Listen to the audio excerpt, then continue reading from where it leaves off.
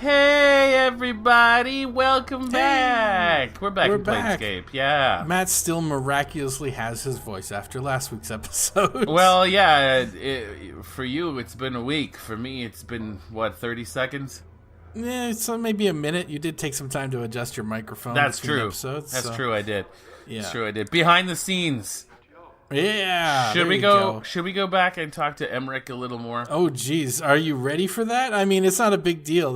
We kind of got sort of the main gist of. All right, you know what? Let's just let's concentrate on the Pharod thing, and then we can come back and talk to him later about other things. All right, assuming he's not going to move.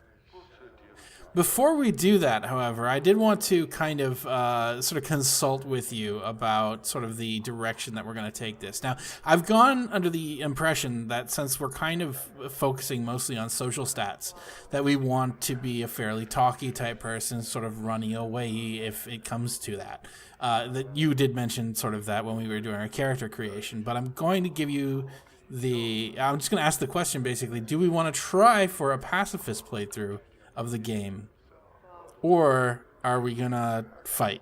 Because if we do, yeah, there are certain quests that we can take and certain things that are going to be difficult to accomplish, obviously, if we're not really fighting or if we're trying to avoid fights wherever possible. So. Okay, well, here's my question for you.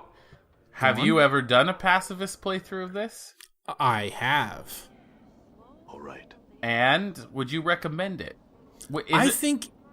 Is it fun to watch? I think it's interesting. Yeah, absolutely. Now, I mean, like, combat is not bad in this by any right.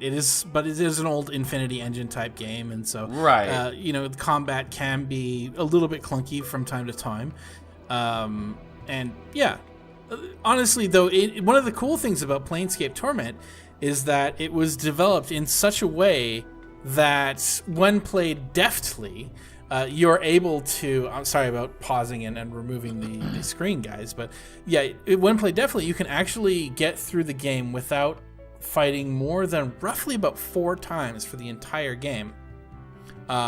In sort of boss fighty kind of situations where there's really no way around it. But and we've already done one of them, which is fighting the first zombie for his key. All right, well that sounds great. Let's do it. All right. So, yeah, one of the things that we're going to have to do in that, to that end, is these thugs that are kind of wandering around town. Oh, yeah, I wonder, actually, if... Like, you can't talk your way out of the thugs, are you? No, they just straight up come after you. Right? You can run away from them, however. You see a striking red-haired girl dressed in leather armor.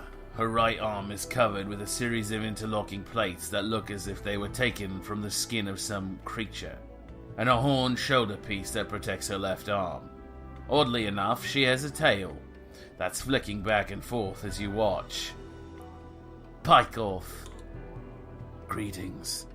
The girl ignores you. Let's be single-focused here. Yep. I'm looking for someone named Pharod. Do you know where I can find him? Aye, I might. I might say more if you sweeten the question, aye? She clicks her tongue and rubs 2 fingers together. Jink, jink, eh? Jink, jink. Oh, she means money. Oh. Aye. She glances at Morte, then shrugs. What the skull said? Hard coin.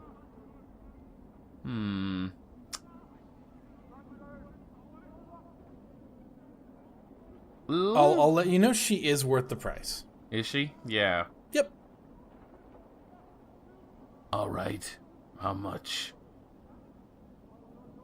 How much is it to you? How much is to you know? Are you?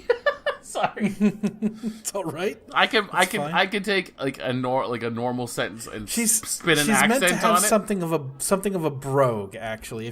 She does have a couple of voice lines. Oh, does she? Yeah. Okay. Yeah. Okay. She studies you, then folds her arms. Come on. I haven't got a day. I haven't. Let's turn on that charm that we spent so much on. How about 10? If your information's good enough, it could be more. Hey, alright then. She pockets the money. It's gone so quickly you have no idea where it vanished to. Look for him in the alley spyware from the mortuary. That's to the south and west of the mortuary, eh? Alright. There you go. Alright, I think that's all we need, right? It's all that we absolutely need from her at the moment, yes. Worth 10 copper. Absolutely. Absolutely. Now we know where to look. Alright. I've never seen something so ugly I've not. Oh, there you go, see? Yeah. You're right. She's broguish. She's a brogue. She's brogue-like. Brogue-like, yes. Nice, well done. Good. That was a gaming joke. That was a video gaming joke. A dark alley shiv. Greetings, stranger. Looks like you're in the dark alley shiv territory now. Looks like you got a purse that could use some lightning. You better pray it's got enough. Let's try the bluff. I already paid this time through. He looks off into the shadows, makes a hand motion, and looks back at you. No, you didn't. You're gonna die. Time to run! Oh! That was not... where's the exit? Where's the exit? Oh, there it is. Alright, there we go.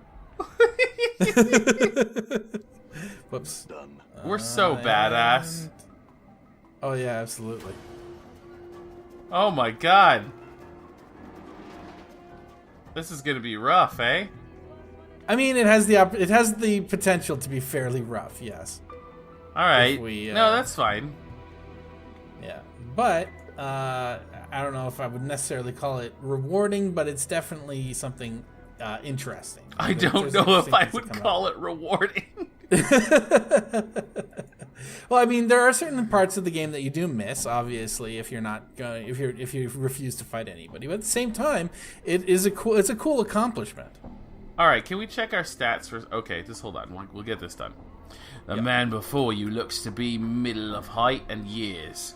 He's stout with a thick, bullish neck, and his shoulders are hunched, as if a great weight was pressing upon them.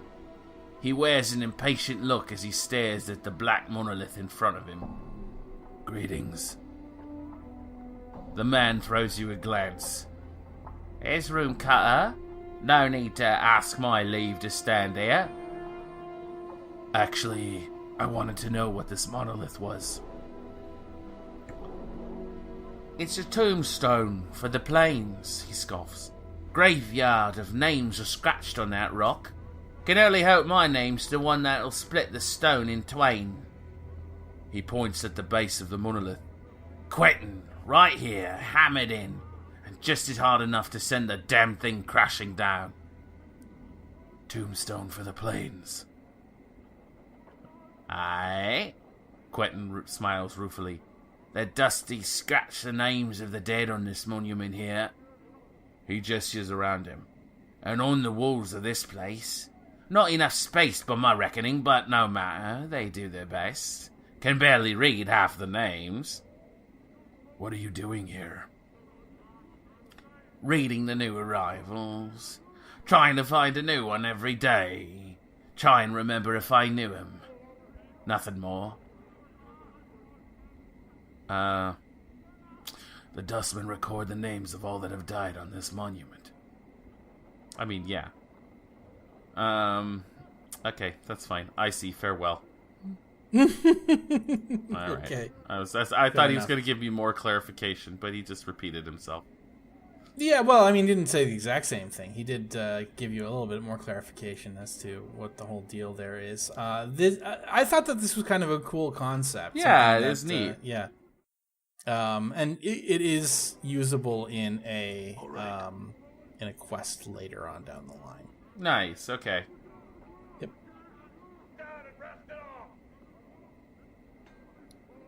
Just gonna A little bit past this guy. All right. Well, maybe we should do a little bit of fighting then. I don't know. We'll see. We'll see. Yeah, I don't know. It may become necessary. For what it's worth, we're going to attempt, I guess, to avoid combat where it's practical to do so. We'll try to avoid dealing death where we can. Yeah. So you wanted to check our stats, yeah? Yeah. Can I just be reminded of what we're good at and what we're shitty at? Absolutely. Let's take a look. I just don't want to be somewhere where some rando is going to come and just attack us. But this seems like a decent spot. Here's our stat screen. So as you can see, we have a 9 strength, 13 intelligence, 9 wisdom, 15 dex, 12 con, and 17 charisma. Okay, so charisma, we're quick and we're charismatic. Yep, and reasonably intelligent. And reasonably smart. Okay. So maybe we should go for some more dexterity-based weapons.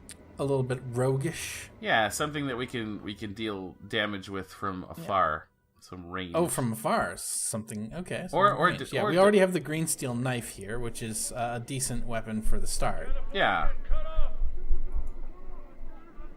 All right. And for what it's worth, actually, now that you're talking about buying equipment and what have you, we are actually in the market. Right. Beautiful. Let's go see what. To this dude. This dour-faced old fellow appears to be selling various hand weapons. Oh, come on over then. Come to see my blades, have you? Yes, I have. Whoa, a poor quality stiletto. Oh. Yeah, there's a whole lot of sort of, ultimately kind of crappy things here. And, a battle axe of quality and a high quality sledgehammer, for what it's worth. But yeah, there's not a whole lot of super great stuff here. And he does not actually have any, whoa. Fresh fish! Fish heads. Alright. Who's Giscoral? You see a spindly-looking merchant with a brush of grey and red stubble across his chin. He wears several layers of brightly coloured robes, so much that he looks like a flag with arms and legs. He's shaking slightly as you watch. Greetings. Aye, Giscoral. He bows and spreads his trembling hands. As he does, you notice his hands and forearms are a twisted mass of black scar tissue, as if they were once badly burned. What are you selling? Giscoral, buy cloth. Giscoral's voice ticks like a clock, flat and measured. Giscoral, sell cloth, wash cloth, mend cloth, and... He gestures at his layers of clothing with shaking hands. Wear cloth. Can I see what you have? He's got cloth. He wasn't joking. He does have needles. Yeah, we might need that at some point, but not right now.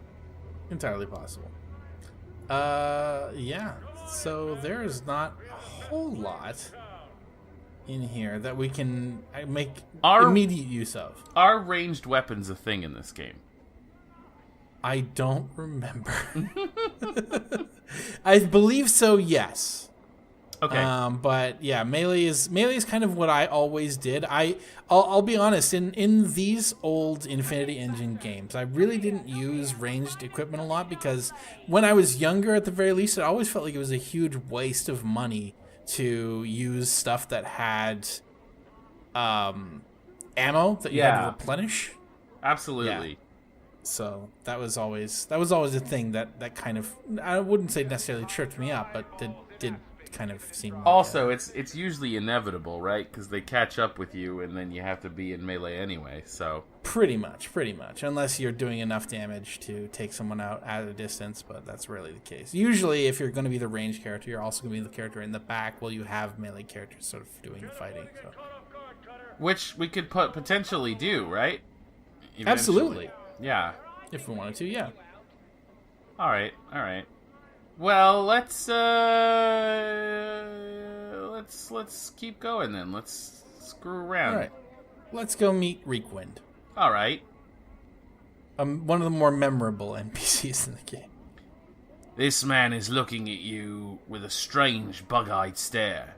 His eyes are huge. So huge they look ready to pop out of his sockets and roll across the cobblestones. He nods eagerly at you as you approach, bobbing his head like a bird. And as you near him, you suddenly notice the smell of urine and feces surrounding him. Greetings. The man sniffles, wiping his nose on his sleeve, then opens his mouth to reveal blackened, rotted gums. Studies your kind, sinner. His breath reeks. It smells like this man has been keeping rotten meat stored inside of his mouth. Studies your kind. Who are you? The man snorts, thick with phlegm. Names! Who you are! His head does a slight twitch every time he repeats himself. Names! Dangerous! He glances at the ground and stirs the dirt with his foot. Dangerous? Knowing a name or being struck with one, both the best of trouble. He looks back up at you. My name's a given name, not one asked for. Reekwind. Once again you become conscious of his reeking breath and smell of urine and feces that surround him. A given name. An appropriate name. Not my true name. Reekwind mumbles on, his head twitching every time he says name. A true name's a dangerous thing. Gives others power. He stares at you with his huge eyes and wags his finger. Keep your name a secret. Keep it close. Never let it out. What do you mean? Names are like smells. Things can track you with them. Reekwind coughs, his eyes almost popping out of his skull as he does so. His cough seems to loosen his bowels, for he breaks wind loudly as if to accentuate his point. If someone knows a true name, it gives them power. He licks his lips. The power to hurt. I don't know my true name. Updated my journal. Reekwind's eyes widen. Seeing his eyeballs bulge even larger makes you uneasy. Then you are blessed. Remain nameless, and you shall be as a spirit on the plains, untraceable, untrackable, unseen, undiscovered. He smacks his gums wetly. A name chosen, a name given. It allows others to find you and hurt you. Have you been hurt? Reekwind gives a twitching nod and then scratches himself. Let my name slip once, only once. His eyes film over as if the memory's painful, and then glances at you uneasily. Tell you the story I can, I will, but 3 coppers must I see. His face splits into a smile as he says the words coppers, and his reeking breath hits you like a hammer. Very well, here's 3 copper. Reekwind gets into a stance, looks left, looks right, and then faces you. His face clenches, and then with a grunt he breaks wind again. The smell nearly levels you, but he takes no notice. Cursed I walk the wards in splendor. He stands up stiffly, nose high in the air. He saunters back and forth, nodding to an invisible passerby. Listen. Updated my journal. Reekwind freezes, his arms akimbo. Crossed paths with a crossed one. Had the looking of a pumpkin, he seeds curses. Reekwind then thrusts his belly out so as to appear fat, slicks back his hair with his filthy palm so he looks almost bald, and begins drumming his fingers on his fat belly. Then walks about, circling the spot where his stuffy upper-class persona used to be. All a jumble with curses this one was. With a sneer and careless gesture, Reekwind tosses an invisible curse at the stuffy persona. Alright, keep listening. Knew my name. Let it slip I had all it took it all. He stiffens up again, inhaling deeply and resuming his upper-class persona. The persona suddenly crumples, and Reekwind breaks wind violently and then exhales, filling the air with his foul, reeking breath. Curse with stenches, smells, excrement. Came here to tell tales. All for good. All good for now. Now Reekwind is the name. Given name. Given name. I see. I had some other questions. Questions. Questions. Reekwind hunches over, regarding you warily with his huge eyes. Answers. Answers. Alright. Well, I wonder if he's going to give us a straight answer about any of this. But let's ask him. Well, what? It's a tough one. Now, I mean, I recall that it is possible, actually, to help him to break his curse if we pry deeply enough. All right. What happened to you? Well, we already kind of know what happened to you, but is that... We kind of already know what happened to him, yeah. But... You can ask him to tell us another story, but he might tell the same one, right? We'll do it. We do it. We can always skip through it. Tell you a story I can. I will with 3 coppers I must see. His face splits into a smile, and his reeking breath hits you like a hammer. Well, I think we already did this. Well, let's see what he gives us. All Worst right. case scenario, we lose a couple of copper. He takes the copper, gums it, and then to your surprise, he swallows it. Best purse there is. Belly. He gives a reeking wheeze. A story. He smacks his lips, scratching his dirty rags. Wait for him to choose a story. There we go. Yeah, this would be how we would get the old story again. Beautiful. Spireward. He points to his left at the charred alley in the distance. An alley of dangerous angles. He bends his limbs in a twisted parody of one of the skeletal buildings. Not always angled. Not always burned and charred. Once alive. No longer. Listen. Flames. Fire!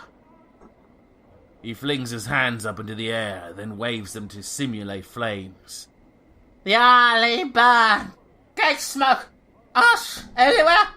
In the end, only skeletons of buildings left. Bones of dead buildings. Angles everywhere. Angles. Updated my journal. He hunches forward, his voice a whisper. Again, the stench from his body hits you like a wave. Dangerous now. Bad men have set up their keep there. He bows, then breaks wind in quick spurts like a bugle blowing.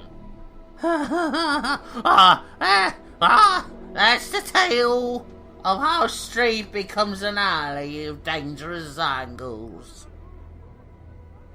How did the fire start? He makes a semicircle over his heart. A man made it so. A beast made it so. A man whom even fiends admire. Who? A sorcerer's tale, filled with madness, sadness, burning, yearning. A tale I can tell, a tale I can tell. I will, but 3 coppers must I see. He hisses, then cackles in a way that reminds you of fire burning. A dangerous tale. A dangerous tale. Very well. Here's 3 copper. A sorcerer there was. No simple hedge wizard this, but a mage of power. Reekwind brings his hands together reverently, then smiles evilly. He burned with the art, and the art burned him. Listen. The name given him was Ignis. A name respected, then feared, then hated, then punished. Reekwind gives a rattling wheeze, then claws the air and hisses, apparently imitating Ignis. Taught by one of the last great magi, Ignis was, and as an apprentice, Ignis learned much, and nothing at the same time. Reekwind shakes his head sadly. In his heart, his coal-black heart of fire blazed, it burned, and it hungered. Reekwind claws at his chest as if in pain. As it hungered, Ignis hungered. It was his wish to see the plains burn. Listen. In the night, Reekwind hunches down and begins to slowly stalk in the direction of the alley, a mad grin on his face. Ignis came to the alley. That was to be the alley of angles. And the fire in his eyes, the fire in his heart, both he let out. Reekwind points at the alley, then flings his arms in the air, silently screaming and laughing at the same time. Flesh ran like wax. People like candles. And Ignis laughed and laughed. Reekwind crumples to the ground, his body racked with imagined pain. An evil's done, and forgotten, not forgotten, not. He stands up and then hunches over, looks left, looks right, and then starts mumbling, as if secretly in conference with someone. Something was to be done.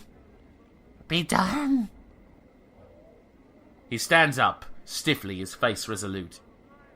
A punishment was decided. All the hedge wizards, midwives, root tellers, copper-pitching witches, all manner of magelings. They came, all, even those with the smallest trace of the art, to punish Ignis. Separately, there were flies. He makes buzzing noises between his rotten gums. Together, dangerous. Dangerous. He hums and raises his hands. Caught Ignis. Granted his wish. He swirls his hands as if casting a spell. He wished to burn, and they granted it, using his own desire to fuel the casting. They made his body a door to the plane of fire. They intended to kill him. Kill him. Updated my journal. Failed. Failed. Reekwind breaks wind again as if to accentuate the failure of the wizards. Ignis lived. Ignis lived, only slept. Blanket of flames, flames. Turned in his sleep as he burned. Never happier. Never happier. He shuts his eyes, wraps his arms around himself, and turns slowly. Burning. Ever burning. His eyes suddenly snap open. One day, he will wake, and then the plains shall burn. Aha. Well, an unfortunate tale. It's all the questions. All right. Well, So you get a lot of really actually useful information out of Reekwind. The story of Ignis is one that becomes fairly relevant later on as we go through the game. There is another location here in Sigil that we will end up going to where we can actually find Ignis. oh yeah, nice, awesome. Yeah, and depending on our decisions, we may even be able to recruit Ignis by quenching his flames. But That's a story for another day. that is a story for another day. We are out of time for now. Thank you very much for joining us, and I hope that you enjoyed yourself in this in Storytime Planescape Torment. And yeah, we will see you guys again next week. Thank you very much for joining us. Thanks, everybody. Oh shit! I need to drink again. Bye.